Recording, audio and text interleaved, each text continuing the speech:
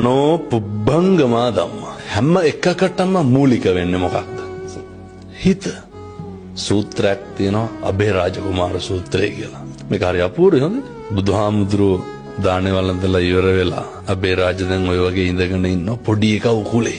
ඔය නිගණ්ඨනාත පුත්ත කියලා ශාස්ත්‍රූවරයෙක් හිටියනේ. මිනිස්සයාගේ ගෝලයෙක් අබේරාජ. අබේරාජ බුදුහාමුදුරුවන්ගේ ප්‍රශ්න ටිකක් අහනවා. බුදුහාමුදුරුවෝ අර පටිපුච්ච ව්‍යාකරණ ක්‍රමයේ යටතේ අබේරාජගෙන් ආපහු අහනවා. අබේරාජ පොඩි එකා ඔය උකුලේ ඉන්නවනේ. පොඩි එකාගේ කටේ කැබිලිති කටුවක් තියෙනවා.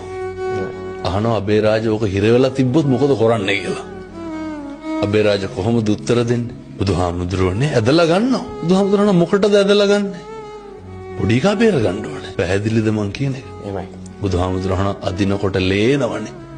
කෑ ගහනවනේ. රිදෙනවනේ. ඔව් ඒත් බුදුහාමුදුරුවනේ පොඩි එකා බේර ගන්න ඕනේ. අබේරාජගේ සිතුවිල්ල මොකද්ද? කැබිලිති කඩුව ඇදලා ගන්න ඇයි? පොඩි එකා බේර ගන්න. දැන් පැහැදිලි ඇති මිනිස්සුන්ට මං කියන එක. වේදනයි පොඩ්ඩක්, තුවාලයි පොඩ්ඩක්. සිතුවිල්ල මරන්න නෙමෙයි බේර ගන්න.